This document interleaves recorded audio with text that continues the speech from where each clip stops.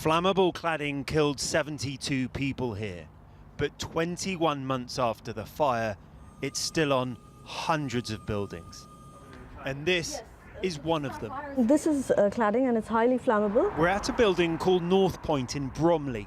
It's covered in the most dangerous type of cladding. This is all category 3, which is the highest category of risk you can get, and most of it is similar to that found on Grenfell. This building is deemed so dangerous it needs a 24-hour waking watch to keep it safe.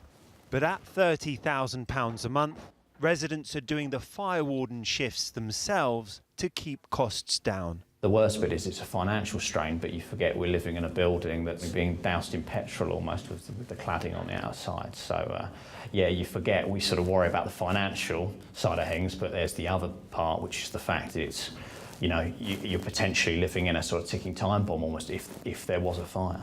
And for all the residents here, the bills are stacking up. So all in all, it totaled up to £7,000 for 2018, which we had to pay.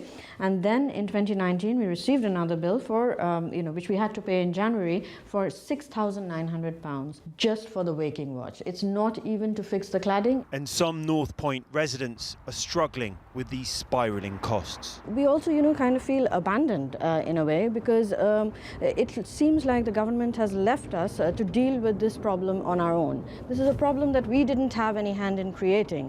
Government figures released today show there are 354 high-rise buildings with flammable cladding in England. At least half are in the capital. 27 London councils have buildings with flammable cladding, leaving 176 tower blocks still with Grenfell-style cladding on them. It's completely unacceptable that this length of time on, this problem's still unresolved, and the bills for the flat owners are still running up. The government has called for private building owners and developers to pay for the work, but at Northpoint, none are legally liable. Taylor Wimpey told us it did not build the Northpoint development and is not the current owner of the site, and has not had any ownership or legal responsibility for the building since 2007. And the freeholder of the Northpoint building, Citystead Limited, said the property was compliant with government building regulations. Clearly, these are not fit for purpose.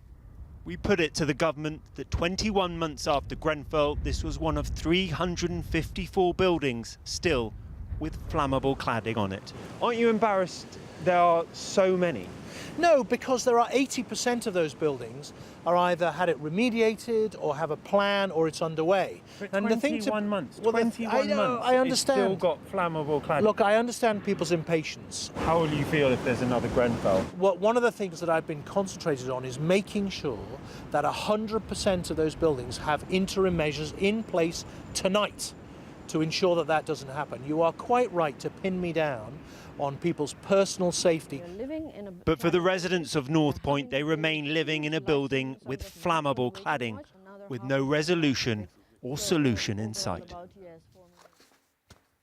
Rags, what is the Grenfell community saying about the police investigation into the fire? Well, 21 months after the fire, they're feeling a bit disheartened. There's so little change. As we saw there, there's still hundreds of buildings with flammable cladding. With the Grenfell inquiry, it still has yet to make a single recommendation, and that seems forever delayed. And for the police to say last night there'd be not a chance of a criminal prosecution until the end of 2021, the survivors group Grenfell United, you feel that they might be losing hope. I think the biggest frustration is that the police want to do an absolute thorough investigation, and that's only right, and that will take into account the public inquiry and the findings from that. However, our biggest frustration is that the public inquiry, there's no concrete dates as to when the inquiry will start. Do you think there'll ever be justice, Grenfell? My hope is fading fast. Big thing about Grenfell was that residents weren't being listened to, and 72 people died in the tower, and you'd expect something to change, but so far very little has. All right, Rags, thank you.